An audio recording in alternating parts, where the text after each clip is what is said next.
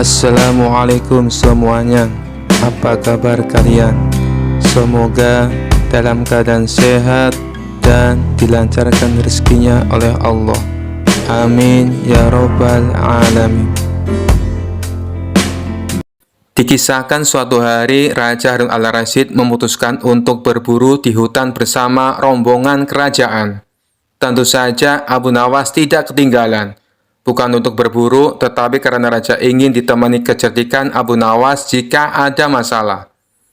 Di tengah perjalanan, Raja melihat seekor rusa melompat di kejauhan. "Abu Nawas, lihat rusa itu, ayo kita kejar," kata Raja dengan penuh semangat. Abu Nawas sebenarnya malas berlari, tapi ia tahu tidak mungkin menolak perintah Raja. "Baik, Baginda," jawabnya dengan terpaksa sambil mengejar bersama Raja. Karena terlalu bersemangat mengejar rusa, Raja dan Abu Nawas akhirnya terpisah dari rombongan. Mereka hanya berdua di tengah hutan lebat. "Abu Nawas, di mana rombongan kita?" tanya Raja dengan khawatir. "Saya rasa kita sedikit tersesat, Baginda," jawab Abu Nawas santai sambil menghapus keringat di dahinya. "Apa? Kau bilang sedikit? Kita tidak tahu jalan pulang." "Tapi jangan khawatir, Baginda. Saya yakin rusa itu tahu jalan keluar." Raja menatap Abu Nawas dengan heran. "Rusa? Bagaimana mungkin rusa membantu kita?" "Saya hanya bercanda, Baginda. Mari kita terus berjalan." Saat mereka berjalan, Abu Nawas tiba-tiba berhenti. "Baginda, hati-hati, ada jurang di depan." Tapi Raja yang sudah kesal karena tersesat tidak mendengarkan. "Diamlah, Abu Nawas. Aku tahu jalan ini lebih baik dari kau." Raja melangkah maju tanpa memperhatikan. Dan bruk! Ia terpeleset dan jatuh ke dalam jurang. Abu Nawas yang mencoba membantu malah ikut terjatuh. "Aduh, kenapa saya ikut-ikutan?" keluh Abu Nawas. Untungnya jurang itu tidak terlalu dalam, dan mereka mendarat di semak-semak. Namun Raja merasa malu. "Abu Nawas, kau ini pembantu Raja, kenapa kau tidak mencegahku?" Abu Nawas tersenyum sambil mengibas-ibaskan debu dari pakaiannya. "Baginda, saya sudah memperingatkan, tapi Baginda memilih untuk belajar langsung. Sekarang Baginda tahu bahwa gravitasi tidak pandang bulu." Raja tidak bisa menahan tawanya mendengar jawaban itu. "Kau ini memang selalu punya jawaban untuk segalanya." Raja dan Abu Nawas akhirnya diselamatkan oleh rombongan kerajaan yang mendengar suara mereka. Saat kembali ke istana, Raja menceritakan kejadian itu kepada semua orang. "Abu Nawas ini memang luar biasa," kata Raja sambil tertawa. "Dia bisa membuatku tertawa bahkan ketika jatuh ke dalam jurang." Sejak saat itu, Raja lebih berhati-hati dalam berburu, dan Abu Nawas menjadi terkenal sebagai orang yang bahkan di jurang sekalipun bisa membuat Raja tertawa. Kisah selanjutnya. Suatu hari, Raja yang terkenal sering memberi perintah aneh-aneh memanggil Abu Nawas ke istana. Dengan senyum penuh tipu muslihat, Raja berkata, "Abu Nawas, aku punya tugas penting untukmu." Abu Nawas bertanya dengan hati-hati, "Tugas apa, tuanku?" Raja mengangkat tangan dan berkata dengan nada serius, "Aku ingin kau menangkap petir saat hujan turun. Aku ingin melihat kekuatanmu yang legendaris." Abu Nawas terperangah, tapi ia segera menyadari bahwa ini adalah salah satu ujian dari Raja yang ingin mengerjainya. Sambil berpikir cepat, ia tersenyum licik dan berkata, "Baik, tuanku, hamba siap melaksanakan perintah ini, tapi ada satu hal yang hamba butuhkan." Raja penasaran, "Apa yang kau butuhkan, Abu Nawas?" Dengan tenang, Abu Nawas menjawab, "Hamba butuh seember besar rantai emas dari istana, karena petir hanya bisa ditangkap dengan rantai emas. Dan hamba butuh pasukan istana yang akan membantu menahan rantai emas tersebut saat petir datang." Raja terkejut mendengar permintaan itu. "Mengapa kau butuh rantai emas dan pasukan?" tanyanya. Abu Nawas dengan cerdas menjawab, "Petir itu sangat kuat, tuanku. Kalau aku menangkapnya sendiri tanpa rantai emas dan bantuan pasukan, pasti aku akan terbakar oleh kekuatan petir. Tapi kalau ada rantai emas dan pasukan, maka petir akan tertarik ke rantai itu dan bisa ditangkap dengan aman." Raja terdiam sejenak, memikirkan permintaan itu. Ia tahu memberikan rantai emas sebesar itu akan membuat istana rugi, apalagi melibatkan pasukan hanya untuk menangkap petir. tapi ia juga tidak mau kalah dalam permainan ini. Setelah beberapa saat, raja akhirnya berkata, "Baiklah Abu Nawas, aku setuju memberikan rantai emas dan pasukan. Tapi ingat, jika kau gagal menangkap petir, kau akan dihukum." Abu Nawas tersenyum lebar, tahu bahwa rencananya berjalan dengan baik. "Hamba siap, tuanku," jawabnya dengan percaya diri. Beberapa hari kemudian, hujan deras turun di kota, dan petir menyambar-nyambar di langit. Abu Nawas bersama pasukan istana berbaris di lapangan, membawa rantai emas besar yang dijanjikan raja. Saat petir menyambar dengan keras, Abu Nawas berpura-pura berteriak kepada pasukannya, "Siap semuanya, pegang erat rantainya, petir itu akan datang." Tiba-tiba kilat menyambar dari kejauhan, dan Abu Nawas melihat kesempatan untuk menjalankan triknya. Ia dengan cepat berteriak, "Awas, petir itu terlalu kuat. Jangan lepaskan rantainya, atau kita semua akan celaka." Para pasukan yang ketakutan segera melepaskan rantai emas dan lari ketakutan. Sementara Abu Nawas berpura-pura mengejar petir yang tidak pernah bisa ditangkap. Saat kembali ke istana, raja bertanya dengan penuh harap, "Abu Nawas, apakah kau berhasil menangkap petir?" Dengan wajah pura-pura penuh penyesalan, Abu Nawas menjawab, "Maaf tuanku, hamba hampir menangkap petir, tetapi pasukan yang memegang rantai ketakutan dan melepaskannya. Akhirnya petir pun kabur." Raja menghela nafas, tapi tahu bahwa Abu Nawas lagi-lagi berhasil lolos dari perintah mustahilnya. Ia tak bisa menghukum Abu Nawas karena semuanya berjalan sesuai rencana, meski tentu saja tak ada petir yang bisa tertangkap. Dengan tertawa kecil, raja berkata, "Baiklah Abu Nawas, kali ini aku biarkan kau lolos. Tapi ingat, lain kali kau harus benar-benar menangkapnya." Abu Nawas tersenyum penuh kemenangan dan menjawab, "Tentu tuanku, lain kali hamba pasti lebih siap."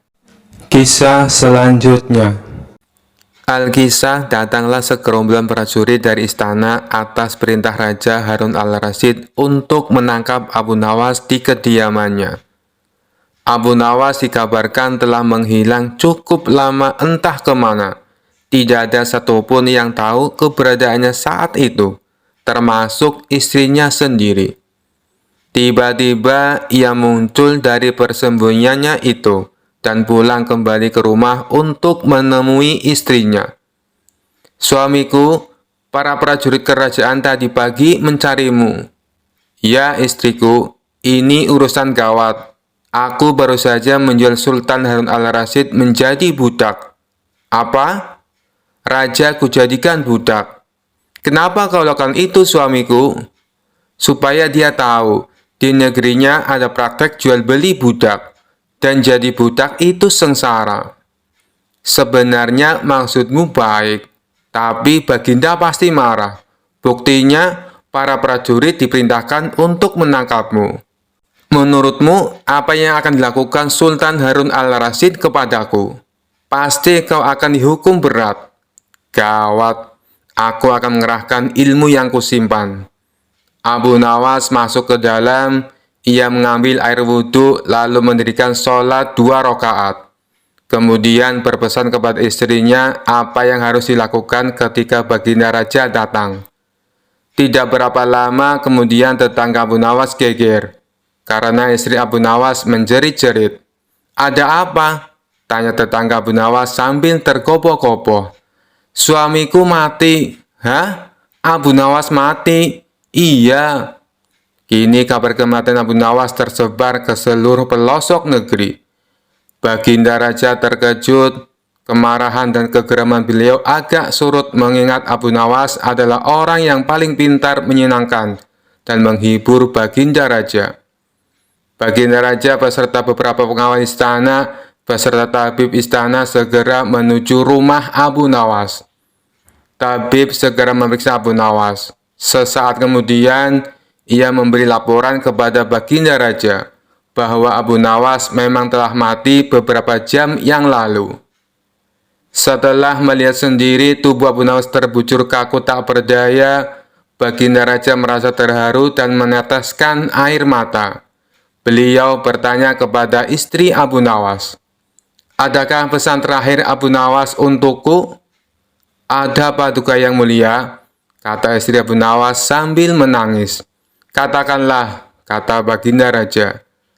Suami hamba Abu Nawas memohon sudilah kiranya baginda raja mengampuni semua kesalahannya, baik di dunia maupun di akhirat di depan rakyat, kata istri Abu Nawas terbata-bata. Baiklah, kalau itu permintaan Abu Nawas, kata baginda raja menyanggupi. Jenazah Abu Nawas diusung di atas keranda. Kemudian baginda raja mengumpulkan rakyatnya di tanah lapang.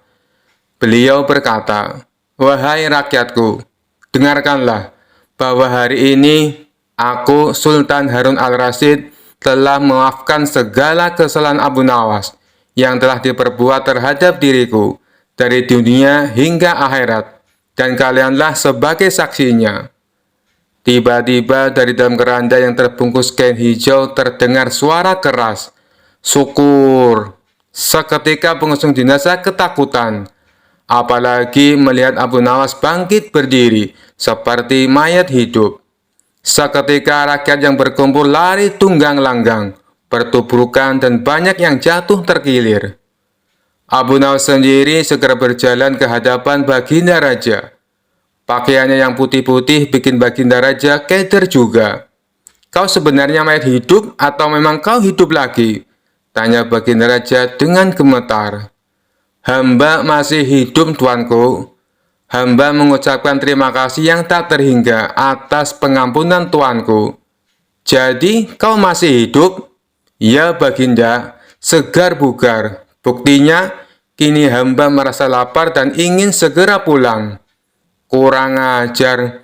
Ilmu apa yang kau pakai, Abu Nawas?" "Ilmu dari Maha Guru Sufi, guru hamba yang sudah meninggal dunia. Ajarkan ilmu itu kepadaku." "Tidak mungkin baginda. Hanya guru hamba yang mampu melakukannya. Hamba tidak bisa mengajarkannya sendiri." "Dasar pelit," baginda raja menggerutu kecewa. Kisah selanjutnya. Pada suatu hari, Abu Nawas sedang berjalan sendirian di tengah malam yang sunyi.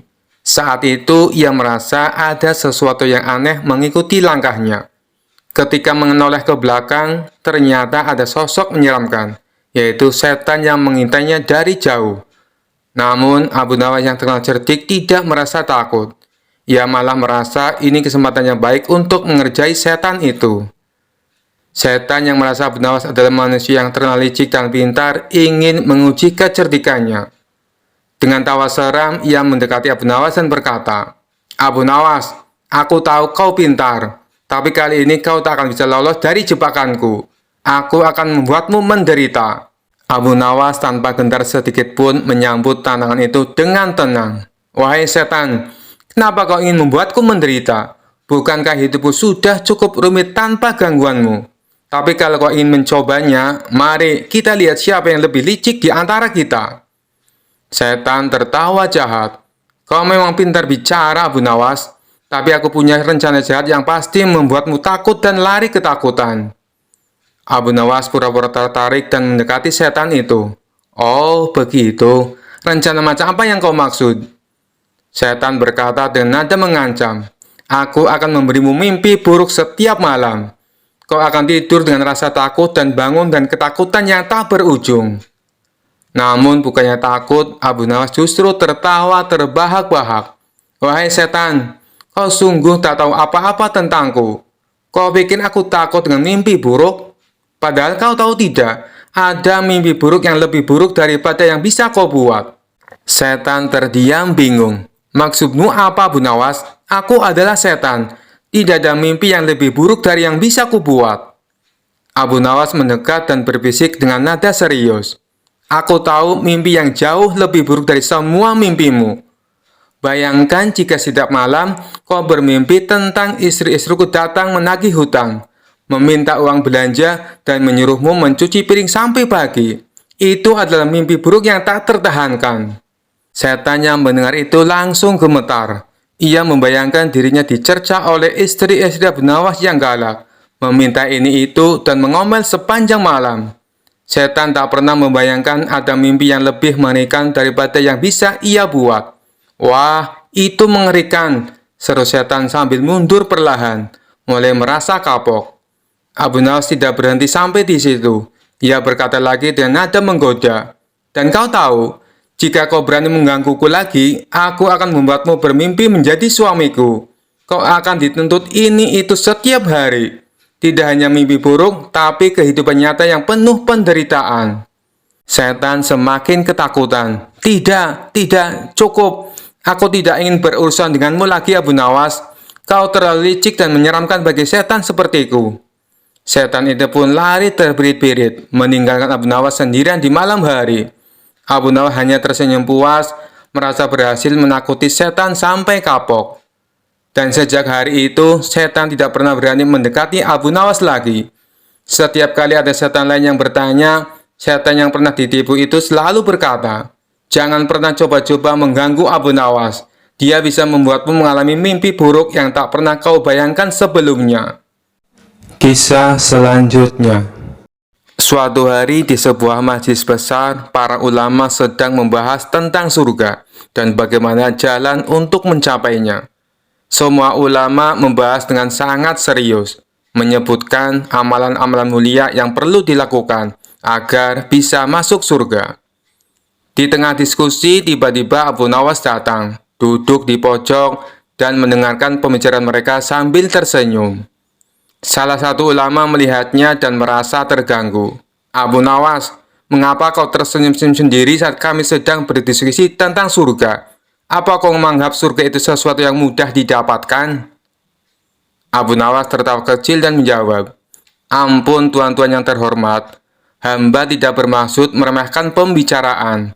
Tapi hamba hanya berpikir, kenapa kita tidak langsung membagi-bagi surga ini sekarang?" Para ulama terdiam, bingung dengan maksud Abu Nawas. Salah seorang ulama bertanya, "Apa maksudmu, Abu Nawas?" Abu Nawas tersenyum lebar. "Begini, wahai para ulama yang bijak, bukankah surga itu sangat luas, seluas langit dan bumi? Jadi kalau begitu, kita tidak perlu rebutan. Mari kita bagi-bagi surga sekarang saja. Bagian depan surga biarlah untuk para ulama yang tekun beribadah, yang tahu segala ilmu agama." Para ulama terangguk-angguk setuju. "Betul, betul," kata mereka. Lalu Abu Nawas melanjutkan, "Bagian tengahnya untuk para saudagar yang dermawan, yang rajin bersedekah dan membantu kaum miskin." Para ulama kembali mengangguk setuju. "Ya, benar sekali Abu Nawas, teruskan." Kemudian Abu Nawas berkata, "Nah, untuk bagian belakang surga, cukup untukku saja. Tidak perlu besar, asalkan cukup buat duduk-duduk santai di pojokan surga." Para ulama kaget dan terdiam, kemudian protes, "Abu Nawas, kenapa kau seenaknya mengambil bagian belakang surga?" Abu Nawas menjawab sambil tersenyum cerdik, "Bagian depan sudah penuh dengan para ulama yang rajin beribadah. Bagian tengah sudah ada saudagar yang dermawan. Saya hanya minta tempat sedikit di belakang, supaya tidak mengganggu. Lagi pula, yang penting kan saya sudah ikut masuk surga, bukan?" Para ulama pun tertawa terbahak-bahak mendengar kelicikan Abu Nawas, yang selalu berhasil mendapatkan apa yang diinginkannya tanpa berdebat panjang. Mereka menyadari kecerdasan Abu Nawas dan menghargai caranya yang selalu humoris dalam memandang hal-hal yang serius. Sejak saat itu, setiap kali mereka berbicara tentang surga, para ulama selalu teringat pada Abu Nawas dan cara uniknya meminta tempat di surga. Kisah selanjutnya. Suatu hari, raja sedang dalam suasana hati yang sangat aneh. Ia ingin menguji kecerdikan Abu Nawas sekali lagi dengan perintah yang mustahil. Sambil duduk di singgasananya, ia memanggil Abu Nawas dan berkata dengan wajah serius, "Abu Nawas, kali ini aku ingin kau melakukan tugas yang sangat spesial." Abu Nawas yang sudah terbiasa dengan perintah-perintah aneh dari raja, langsung tahu pasti akan ada sesuatu yang sulit kali ini. Tapi ia tetap tersenyum dan bertanya, "Apa perintah paduka kali ini?" Raja menatap Abu Nawas dengan tatapan tajam dan berkata, "Aku ingin kau mencari pohon yang bisa berbicara. Bawa pohon itu ke istana dan buktikan bahwa ia bisa berbicara." Abu Nawas terdiam sejenak, lalu tertawa kecil di dalam hati. Ia tahu bahwa tugas ini mustahil dilakukan. Namun, ia tidak ingin mengecewakan raja. Jadi, ia memutuskan untuk menerima tantangan ini dengan cara yang cerdik. Baiklah, Paduka, kata Abu Nawas sambil tersenyum. Berikan aku waktu seminggu, dan aku akan mencari pohon yang bisa berbicara. Raja mengangguk setuju, meski dalam hati merasa yakin Abu Nawas tidak akan bisa menyelesaikan tugas ini. Selama seminggu, Abu Nawas berpikir keras mencari cara untuk menyelesaikan tugas tersebut. Ia berjalan-jalan di sekitar hutan, mengamati pohon-pohon, dan akhirnya mendapatkan ide cemerlang. Setelah seminggu, Abu Nawas kembali ke istana dengan wajah penuh percaya diri. Raja yang penasaran langsung bertanya, "Bagaimana, Abu Nawas? Apakah kau menemukan pohon yang bisa berbicara?" Abu Nawas tersenyum dan menjawab, "Tentu saja, Paduka. Pohon itu ada di hutan dekat desa. Saya sudah berbicara dengannya, dan ia setuju untuk menjawab pertanyaan Paduka. Tapi pohon itu punya syarat." Raja tercengang dan bertanya, "Syarat? Apa syaratnya?" Abu Nawas menjelaskan, "Pohon itu tidak mau diganggu oleh banyak orang. Ia ingin Paduka datang sendirian tanpa ada pengawal. Hanya dengan begitu, ia akan berbicara." Raja yang penasaran dengan keajaiban ini segera setuju.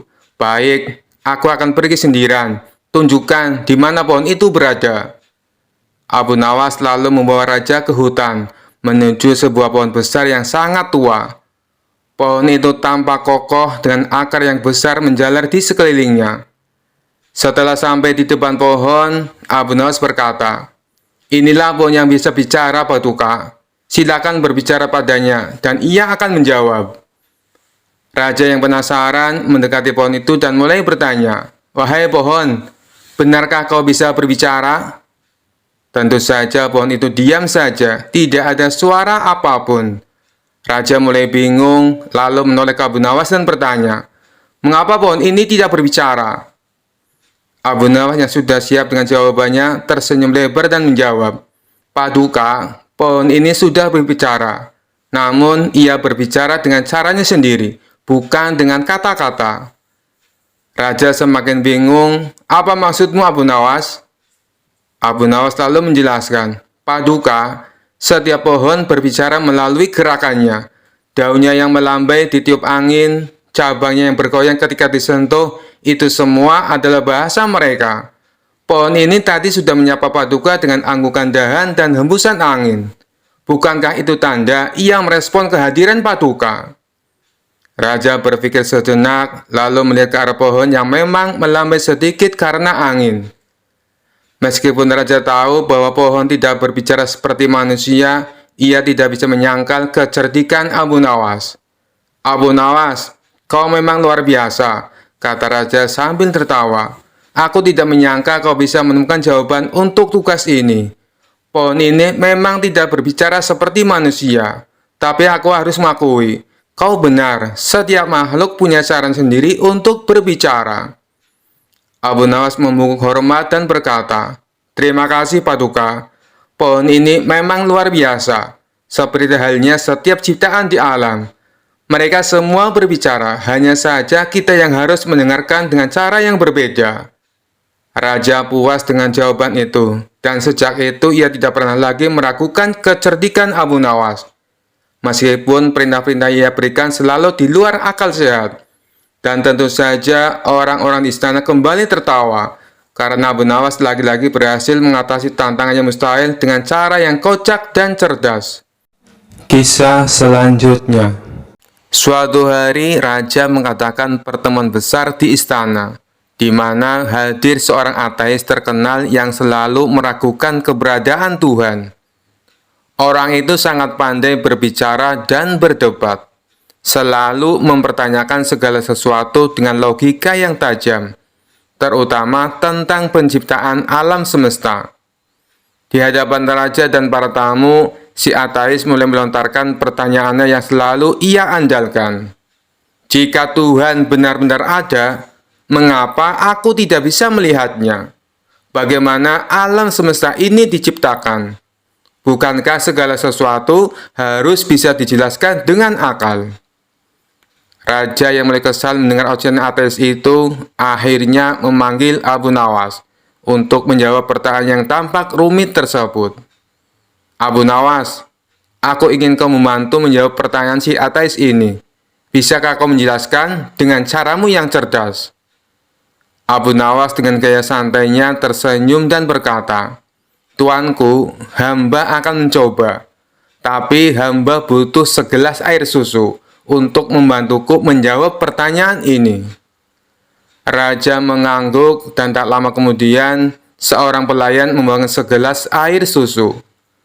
Abu Nawas menerima gelas itu, lalu menoleh ke arah si ateis. Saudaraku yang ateis, kata Abu Nawas sambil mengangkat gelas susu itu, katakan padaku, dari mana asal susu ini? Si ateis menjawab dengan mudah, susu berasal dari sapi, tentu saja. Sapi yang makan rumput dan dari proses pencernaan yang rumit menghasilkan susu. Abu Nawas tersenyum lalu bertanya lagi, baik, kau benar. Tapi apakah kau bisa menjelaskan mengapa susu yang keluar dari sapi ini berwarna putih? Padahal yang dimakannya rumput hijau. Si ateis terkejut, tidak siap dengan pertanyaan seperti itu. Ia berpikir sejenak dan berkata, itu proses biologi. Ada reaksi kimia di dalam tubuh sapi yang mengubah rumput menjadi susu. Abu Nawas tersenyum lagi, lalu mengajukan pertanyaan terakhir. Jika semua ini hanya proses alami, bisa kau tunjukkan di mana letak keajaiban atau kebijaksanaan Tuhan dalam segelas susu ini? Si ateis mulai merasa tidak nyaman. Ia mencoba menjelaskan dengan kata-kata rumit, tetapi semakin panjang penjelasannya, semakin tak jelas ujungnya. Melihat si ateis mulai bingung, Abu Nawas kemudian berkata dengan tenang, Saudaraku, sesederhana segelas susu, kita tak sepenuhnya memahami semua proses yang terjadi. Kita tahu ada rumput hijau yang dimakan sapi, lalu keluar susu putih. Tetapi tak seorang pun bisa menjelaskan dengan sempurna bagaimana proses yang kompleks itu terjadi dengan sendirinya. Sama halnya dengan alam semesta ini. Kau mungkin tidak bisa melihat Tuhan dengan matamu, tapi bukti kebijaksanaannya ada di setiap proses di alam ini. Lalu Abu Nawas meminum segelas susu itu dan menambahkan, seperti segelas susu ini, kita tahu hasilnya, tetapi tidak semua proses di baliknya bisa kita lihat atau pahami. Hanya karena kau tak bisa melihat Tuhan, bukan berarti Dia tidak ada. Kau tidak bisa melihat bagaimana rumput berubah menjadi susu, tapi hasilnya nyata dan bisa kita nikmati. Si ateis terdiam, tidak bisa memantah lagi. Ia akhirnya sadar bahwa tidak semua hal bisa dijelaskan hanya dengan logika manusia. Raja tertawa puas dan para hadirin bertepuk tangan, mengagumi kecerdasan Abu Nawas dalam menjawab pertanyaan sulit dengan cara yang sederhana namun tepat. Abu Nawas, sekali lagi kau telah membuktikan kebijaksanaanmu, kata raja sambil tersenyum. Dengan segelas susu, kau telah menunjukkan kekuasaan Tuhan yang bahkan tidak bisa dilihat oleh orang yang paling pandai sekalipun. Kisah selanjutnya. Suatu hari, Abu Nawas terlibat dalam sebuah perdebatan dengan seorang Yahudi yang cerdas dan suka berargumen. Orang Yahudi itu terkenal sering mengajukan pertanyaan-pertanyaan sulit untuk menguji kepercayaan orang lain. Kali ini ia memutuskan untuk menantang Abu Nawas dalam sebuah perdebatan tentang keberadaan siksa kubur. Yahudi itu mendatangi Abu Nawas dengan senyum sinis dan langsung bertanya, Abu Nawas, kau ini terkenal cerdik, tapi aku ingin tahu apakah kau bisa menjawab pertanyaanku. Apakah benar siksa kubur itu ada? Bagaimana bisa ada sesuatu setelah mati, padahal tubuh sudah tidak hidup lagi? Abu Nawas yang tenang seperti biasa tersenyum dan membalas, tentu saja siksa kubur itu ada, wahai sahabatku. Hanya karena kita tidak bisa melihatnya dengan mata kepala sendiri, bukan berarti itu tidak ada. Yahudi itu tertawa kecil dan berkata, "Kau hanya mengikuti keyakinan buta, Abu Nawas. Buktikan padaku bahwa siksa kubur itu ada. Karena selama ini aku belum pernah mendengar seseorang keluar dari kuburnya dan memberitahu bahwa dia mengalami siksa." Abu Nawas mengelus jenggotnya, berpikir sejenak, lalu berkata dengan nada serius, "Baiklah, kalau kau ingin bukti, aku akan memberimu bukti sekarang juga. Tapi aku butuh bantuanmu sedikit." Yahudi itu penasaran dan setuju. "Baik, aku siap membantumu, Abu Nawas. Apa yang harus kulakukan?"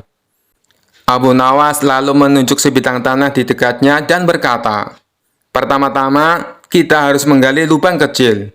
Kau akan masuk ke dalamnya, dan aku akan menutupmu dengan tanah sejenak. Kemudian, aku akan bertanya apakah kau merasakan sesuatu. Jika kau merasakan apapun, mungkin itu bisa menjadi bukti bahwa siksa kubur itu memang ada." Yahudi itu tertawa terbahak-bahak mendengar ide Abu Nawas. "Abu Nawas, kau ini benar-benar lucu. Aku tidak merasakan apa-apa, karena aku masih hidup." "Baiklah, mari kita coba." Mereka pun mulai menggali sebuah lubang kecil. Setelah selesai, Yahudi itu dengan percaya diri masuk ke dalam lubang tersebut. Dan Abu Nawas menutupinya dengan tanah hingga hanya kepala sendiri yang terlihat. Orang-orang yang melihat kejadian itu mulai berkerumun. Penasaran apa yang akan dilakukan Abu Nawas selanjutnya. Setelah Yahudi itu berada di dalam lubang, Abu Nawas berdiri di sampingnya, kemudian berkata, "Nah, bagaimana rasanya? Kau merasa nyaman di dalam sana?" Yahudi itu tertawa sambil berkata, "Tentu saja, ini hanya lubang biasa. Aku tidak merasakan apa-apa." Abu Nawas tersenyum licik dan dengan tiba-tiba berteriak keras, "Wahai para pengawal, bawa air keranjang dan tikus tanah." Pengawal yang kebingungan mengikuti perintah Abu Nawas langsung bergegas. Mendengar perintah aneh itu, Yahudi yang tadinya tertawa-tawa mulai merasa cemas. "Untuk apa kau memanggil air dan tikus, Abu Nawas?" Dengan wajah tenang, Abu Nawas menjawab, "Oh, aku hanya ingin memberikan sedikit hiburan untukmu di dalam lubang itu.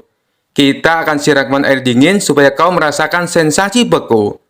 Dan tikus-tikus tanah ini akan menggali di sekitarmu. Mungkin mereka akan berusaha mengunyah sepatumu juga." Mendengar penjelasan itu, Yahudi itu langsung pucat dan mulai merasa tidak nyaman. "Hai Abu Nawas, aku bercanda. Keluarkan aku dari sini. Aku tidak mau ada air dingin atau tikus tanah." Abu Nawas pura-pura terkejut. "Oh, kau takut? Tapi bukankah tadi kau berkata bahwa kau tidak merasakan apa-apa di dalam lubang? Mengapa tiba-tiba kau khawatir?" Yahudi itu mulai panik. "Abu Nawas, keluarkan aku dari sini sekarang. Aku minta maaf telah menantangmu. Aku tidak mau merasakan apapun di dalam kubur ini, bahkan tikus sekalipun." Abu Nawas tertawa kecil, lalu segera mengangkat Yahudi itu keluar dari lubang.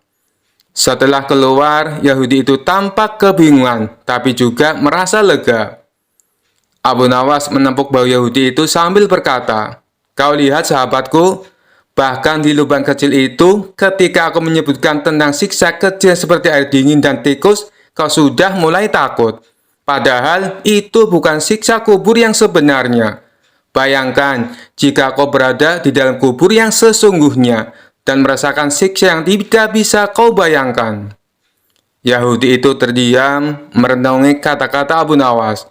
Ia akhirnya menyadari bahwa ada banyak hal yang tidak bisa dijelaskan dengan logika sederhana.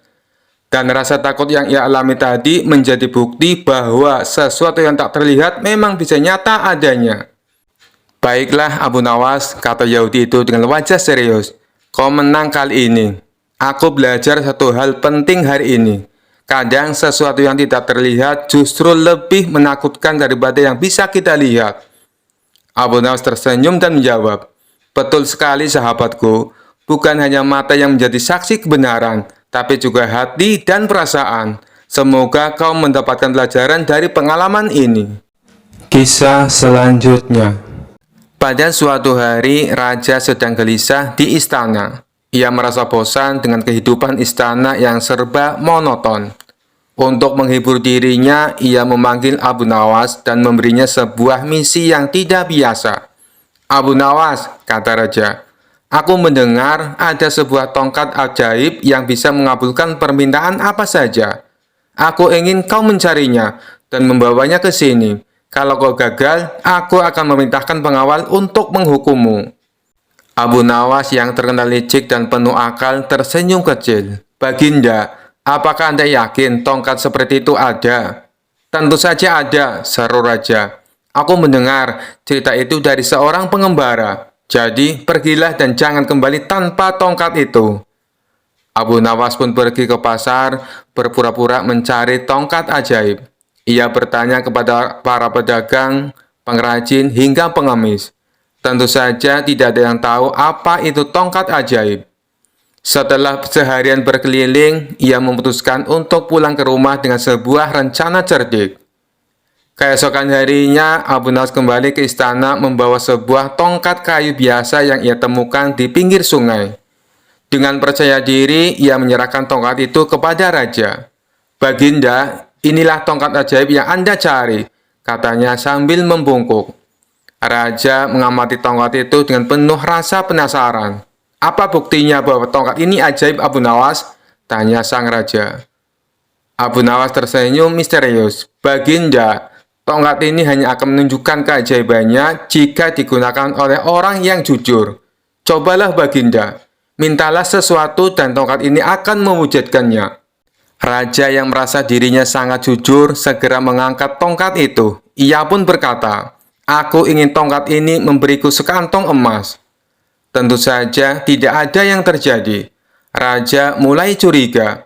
"Kenapa tidak terjadi apa-apa, Abu Nawas?"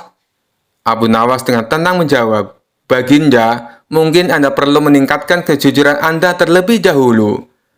Raja merah padam, tapi ia tidak mau menunjukkan rasa malunya.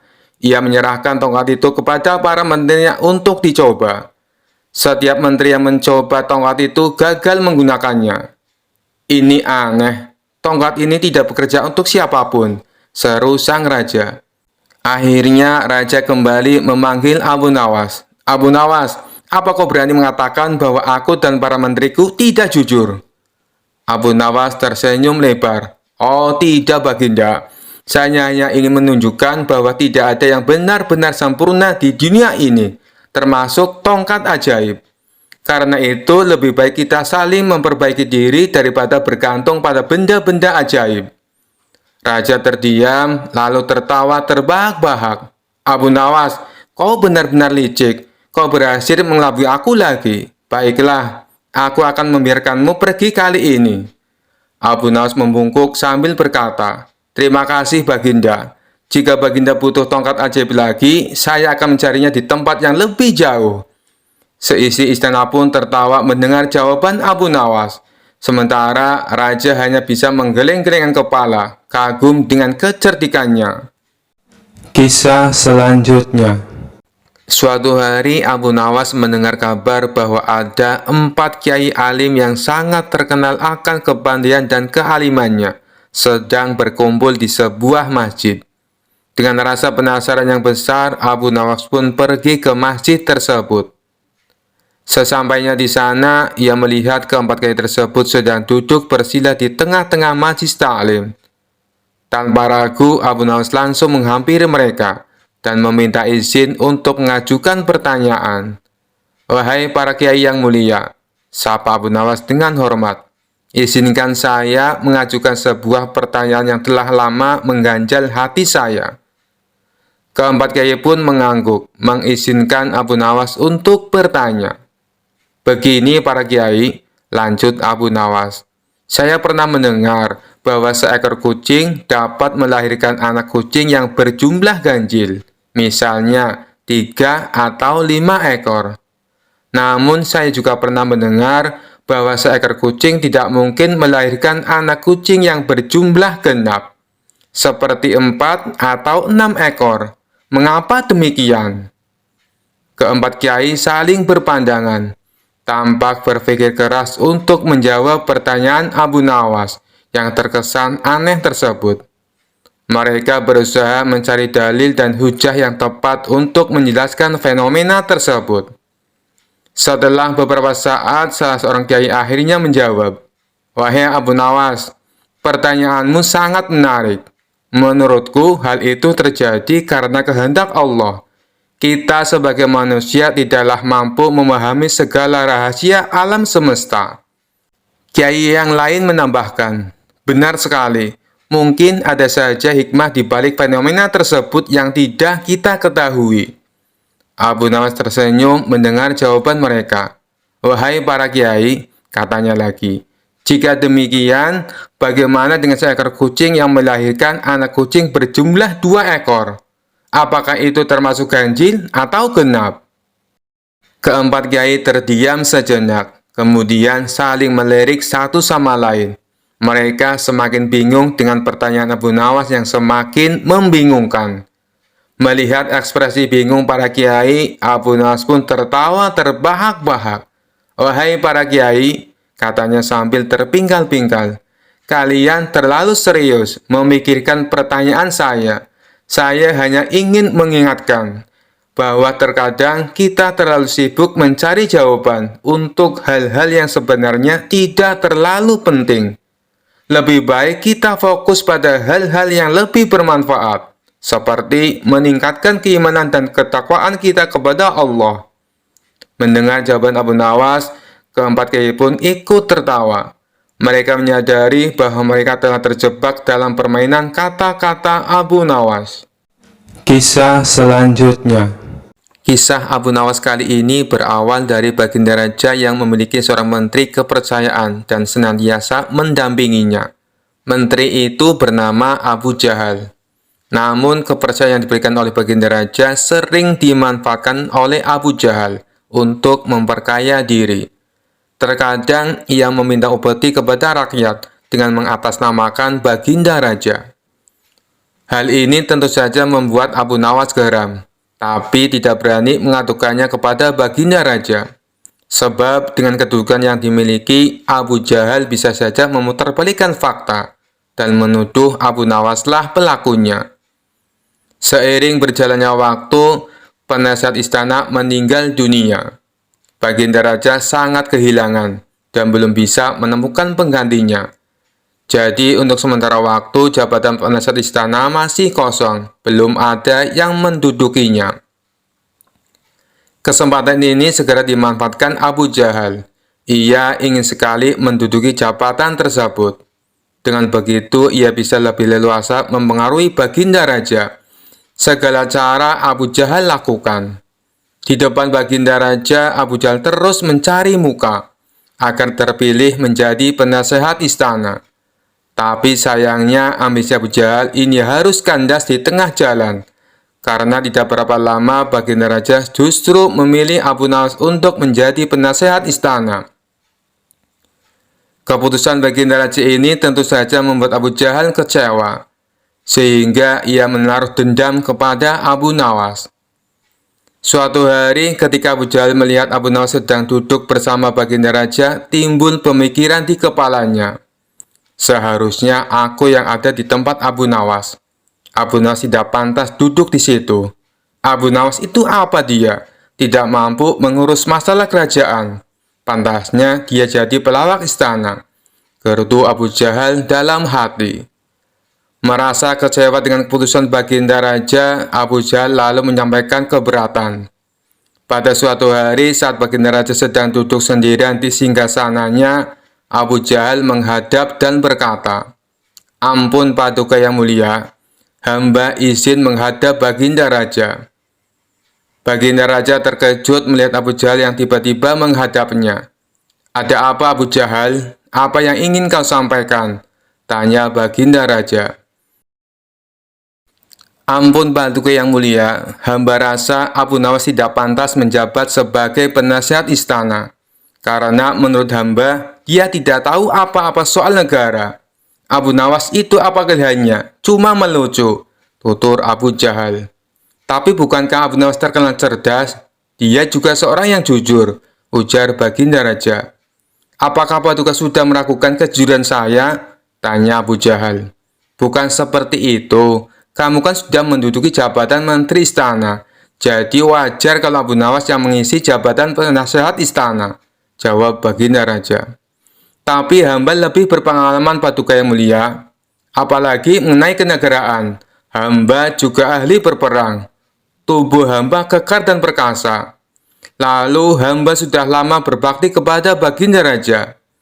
Hamba rasa hambalah yang lebih pantas menjadi penasehat istana, ucap Abu Jahal. Melihat ambisi Abu Jahal yang begitu besar ingin menjadi penasehat istana, Baginda Raja akhirnya membuat keputusan. Ia mengadakan sayembara antara Abu Nawas dan Abu Jahal. Maka dipanggillah Abu Nawas untuk datang ke istana. Singkat cerita, Abu Nawas pun menghadap Baginda Raja. Ampun Paduka yang mulia, ada gerangan apa memanggil hamba? Tanya Abu Nawas. Hei Abu Nawas, Abu Jahal sangat menginginkan jabatan penasehat istana. Dia minta supaya jabatanmu diganti olehnya. Tapi aku juga tidak mungkin memecatmu. Biar adil, maka aku putuskan akan mengadakan sayembara untuk kalian berdua. Siapa yang jadi pemenangnya, maka dialah yang berhak menjadi penasehat istana, jelas Baginda Raja. Sejenak Abu Nawas terdiam, dan berpikir Abu Jahal pasti punya rencana busuk. Jangan sampai dia jadi penasehat istana, bisa-bisa rakyat makin tertindas oleh kelakuannya, pikir Abu Nawas. Ampun Paduka yang mulia, kalau boleh tahu, sayembara apa yang hendak diberikan? Tanya Abu Nawas. Aku ingin masing-masing dari kalian membawakan 1 gentong air laut, tapi yang rasanya tawar, perintah Baginda Raja. Abu Nawas dan Abu Jahal langsung terkejut mendengar permintaan Baginda Raja yang aneh itu. Sekarang pulanglah kalian berdua, dan besok kembali ke sini dengan membawa air laut yang rasanya tawar, kata Baginda Raja melanjutkan. Sesampainya di rumah, Abu Nawas terus memikirkan dan mencari tahu keberadaan laut yang airnya tawar. Mana ada air laut yang rasanya tawar? Orang secerdik apapun tidak akan bisa melakukannya, pikir Abu Nawas. Sementara itu, Abu Jahal mulai berbuat curang. Ia memasukkan air sumur ke gentong untuk dibawanya ke istana. Baginda Raja pasti percaya, meskipun aku berkata bohong. Karena aku tahu aku adalah menterinya yang paling dipercaya, kata Abu Jahal dalam hati. Keesokan harinya, Abu Nawas dan Abu Jahal datang ke istana dengan membawa gentong masing-masing. Bagaimana? Apakah kalian sudah mendapatkan airnya? Tanya Baginda Raja. Sudah Paduka yang mulia, jawab Abu Jahal dan Abu Nawas serempak. Kemudian Abu Jahal maju lebih dulu menyerahkan gentongnya. Ini Paduka, air laut permintaan Paduka, ucap Abu Jahal. Baginda Raja lalu mencicipi air yang dibawa Abu Jahal. Bagus Abu Jahal, air ini rasanya tawar. Tapi benarkah ini berasal dari laut? Tanya Baginda Raja. Benar sekali Paduka, hamba sengaja mengambilnya dari laut yang tidak diketahui oleh banyak orang, jawab Abu Jahal penuh percaya diri. Sekarang tibalah giliran Abu Nawas menyerahkan gentong miliknya. Ketika Baginda Raja mencicipi air yang ada di gentong Abu Nawas, ia pun langsung berkata, Hei Abu Nawas, kenapa rasanya masih asin dan getir? Yang aku minta air laut rasa tawar, ucap Baginda Raja. Ampun Paduka yang mulia, tapi memang begitulah rasa air laut, balas Abu Nawas. Baiklah, karena lomba ini dimenangkan Abu Jahal, tentu dia akan menjadi penasehat istana, tutur Baginda Raja. Mendengar hal itu, Abu Jahal sangat kegirangan, sudah tidak sabar ingin menduduki jabatan tersebut. Ternyata sangat mudah mengelabui Baginda Raja, pikir Abu Jahal. Tapi tiba-tiba Baginda Raja kembali berkata, Hai Abu Jahal, di mana kamu menemukan air laut yang airnya tawar? Antarkan aku ke sana sekarang. Aku ingin mandi di sana, titah Baginda Raja. Seketika wajah Abu Jahal menjadi pucat, tubuhnya lemas dan gemetaran. Anu Paduka yang mulia, hamba kenapa? Kalau kamu tidak bisa membuktikannya, berarti kamu telah membohongiku, ucap Baginda Raja. Ampun Paduka yang mulia, air yang hamba bawa memang bukan air laut, tapi air dari sumur, kata Abu Jahal ketakutan. Kamu lancang Abu Jahal, kamu kira aku anak kecil yang mudah dikelabui. Karena kamu telah berani berbohong, maka sebagai hukumannya, kamu bukan hanya gagal jadi penasihat istana, tapi juga akan dipecat dari menteri. Kamu juga harus menjalani hukuman penjara, bentak Baginda Raja. Kemudian Baginda Raja memerintahkan beberapa pengawal untuk menangkap Abu Jahal dan memasukkannya ke penjara. Kini tinggallah Abu Nawas di hadapan Baginda Raja. Hei Abu Nawas, bukankah kamu terkenal cerdik? Bisa saja kamu membohongiku, dan dengan kecerdikanmu itu kamu tentu bisa menutupi kebohonganmu. Tapi kenapa tidak kau lakukan? Tanya Baginda Raja. Ampun Paduka yang mulia, hamba memang cerdik, tapi hamba bukan pembohong. Secerdik apapun manusia, tidak akan ada yang bisa mengubah rasa air laut menjadi tawar, terang Abu Nawas. Kamu memang benar Abu Nawas, itulah orang yang saya cari untuk menduduki jabatan sebagai penasihat istana, cerdik dan jujur, kata Baginda Raja tersenyum puas. Kisah selanjutnya. Dikisahkan suatu ketika di kota tempat tinggal Abu Nawas dihebohkan adanya tabib baru yang mengaku sakti. Dia sesumbar bisa mengobati penyakit apa saja. Walhasil rumahnya didatangi ratusan pasien. Padahal tabib tersebut hanyalah seorang penipu. Ia menggunakan keahlian sulapnya untuk menipu warga. Hal inilah yang membuat warga makin percaya pada kesaktian palsu sang tabib tersebut. Ada juga pasien yang tidak kunjung sembuh. Namun karena rayon manis sang tabib palsu, ia selalu menuruti perkataannya agar kembali berobat. Sampai pada suatu ketika Abu Nawas jatuh sakit yang tidak kunjung sembuh. Atas saran sang istri, Abu Nawas disuruh berobat ke tabib tersebut. Kala itu Abu Nawas belum tahu kalau sang tabib tersebut adalah seorang penipu. Ia pun menuruti saran sang istri. Namun sudah 3 kali berobat, sakit Abu Nawas tidak kunjung sembuh. Padahal sekali berobat bayarnya 100 dinar. Dan Abu Nawas sudah menghabiskan 300 dinar, tanpa ada sedikit pun tanda-tanda kesembuhan pada dirinya. Akibatnya Abu Nawas mulai curiga jangan-jangan tabib itu seorang penipu. Seiring berjalannya waktu, Abu Nawas pun sudah sehat seperti sedia kala. Lalu terbesit dalam benaknya untuk mengerjai tabib palsu tersebut.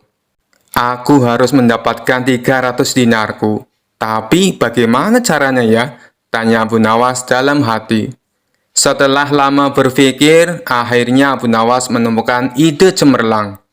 Keesok harinya, dia membuka praktek pengobatan di depan rumahnya. Lengkap dipasang papan yang bertuliskan, sembuh bayar 100 dinar, kalau tidak sembuh, uang kembali 1000 dinar.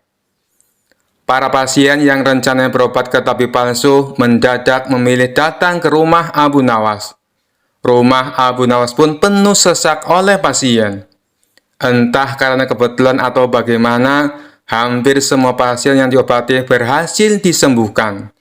Sementara di rumah tabib palsu terlihat sepi, tidak ada seorang pasien pun yang datang. Hari ini kenapa sepi sekali? Tanya sang tabib dalam hati. Selang beberapa lama datanglah asistennya dan mengabarkan berita tentang klinik Abu Nawas.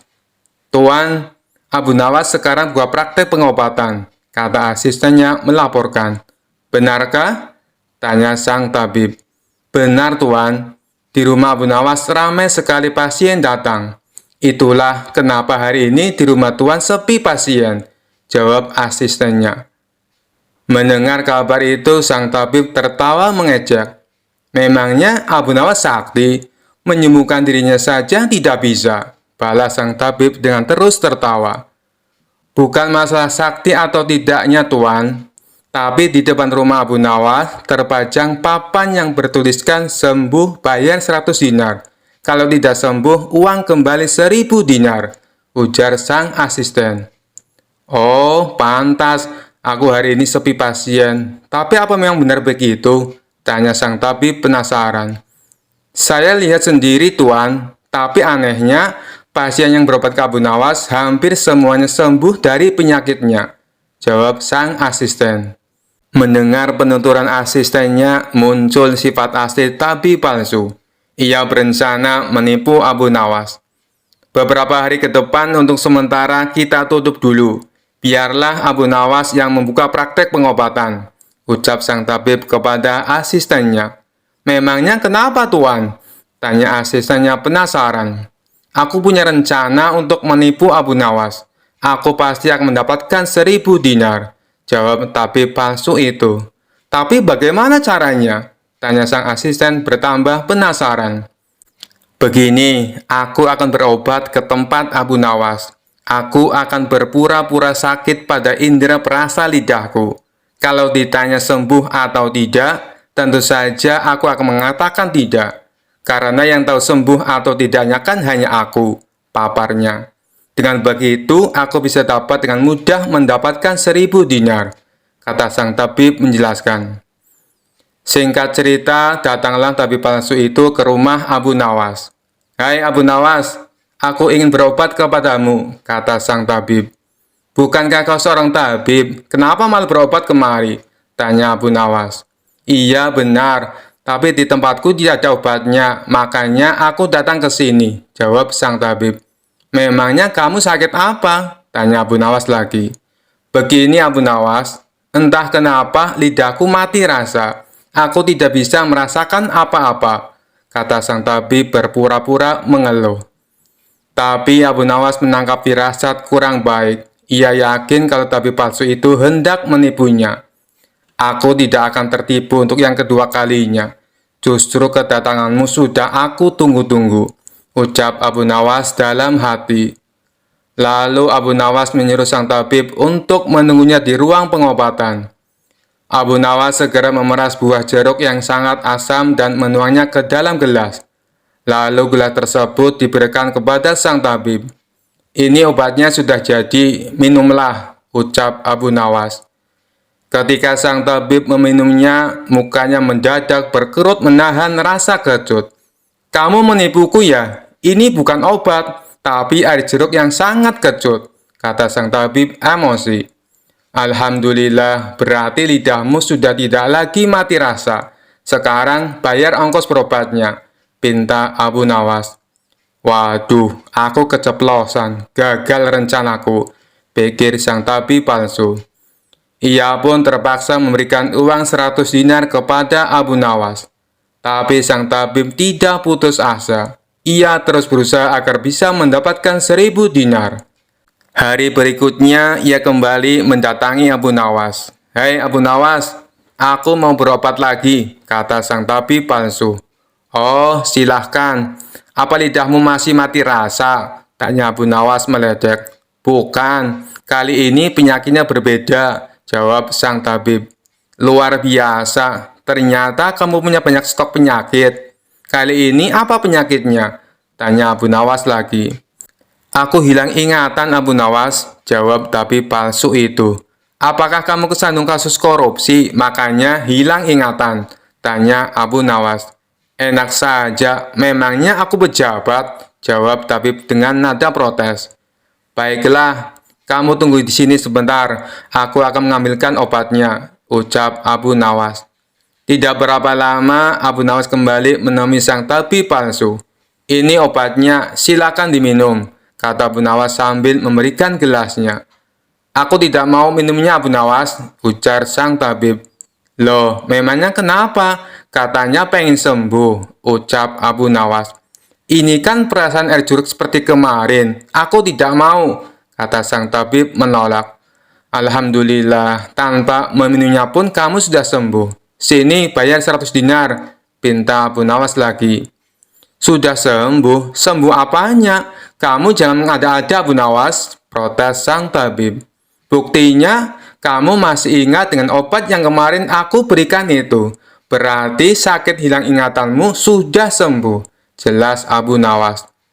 Untuk kedua kalinya, rencana sang tabib palsu mengalami kegagalan. Mau tidak mau, ia harus memberikan uang kepada Abu Nawas. Kurang ajar. Ternyata Abu Nawas tidak sebodoh yang aku kira, pikir sang tabib. Tidak terima dengan dua kegagalan yang dialami, tabib palsu itu berpikir keras untuk mengalahkan Abu Nawas. Setelah merenung agak lama, akhirnya ia mendapatkan sebuah ide. Aku pasti berhasil, ungkap tabib merasa yakin. Kali ini ia berpura-pura buta. Si tabib berjalan ke rumah Abu Nawas dengan bantuan tongkat di tangannya. Setelah tiba, Abu Nawas sempat kaget dengan penuh rasa iba. Abu Nawas bertanya kepada sang tabib, "Apa yang menimpamu dan mengapa kamu bisa seperti ini?" Si tabib palsu menjawab, "Tolonglah aku Abu Nawas. Mataku tiba-tiba buta, sembuhkanlah aku," terangnya. Tabib itu kemudian dipersilakan masuk dan duduk di ruang pengobatan. Setelah mengamatinya dengan seksama, Abu Nawas akhirnya menyadari bahwa itu adalah tipuan. Namun Abu Nawas tidak pernah kehilangan akal. Ia punya cara lain untuk menghadapinya. "Sepertinya penyakit kebutaanmu sudah sangat parah. Maafkan aku, untuk kali ini tidak mampu mengobatinya," ucap Abu Nawas pura-pura sedih. Mendengar jawaban tersebut, sang tabib langsung kegirangan. Akhirnya bisa mengelabui Abu Nawas. "Terus bagaimana ini Abu Nawas? Padahal aku berharap banyak kepadamu," kata sang tabib berpura-pura.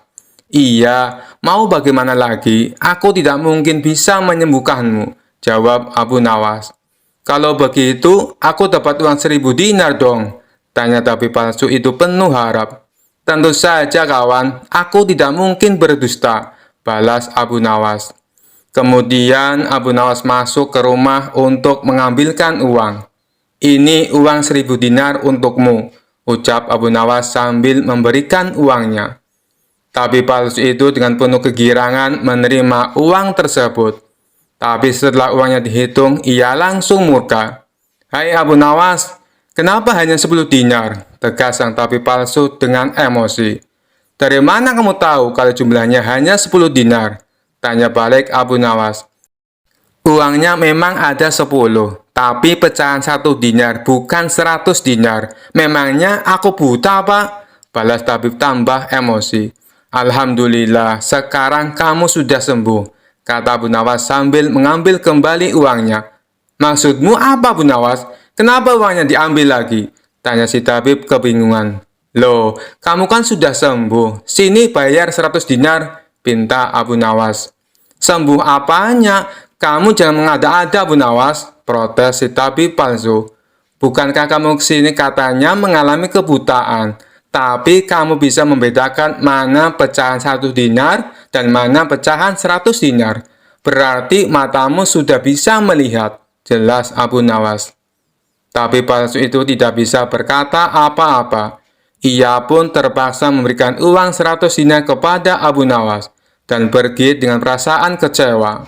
"Aku kapok berurusan dengan Abu Nawas," ucap si tabib palsu. Sementara Abu Nawas berhasil mendapatkan kembali 300 dinarnya yang pernah diberikan kepada sang tabib. Sekian dulu perjumpaan kita kali ini. Sampai bertemu lagi di kisah-kisah selanjutnya. Terima kasih yang sudah subscribe dan setia menonton channel ini. Wassalamualaikum warahmatullahi wabarakatuh.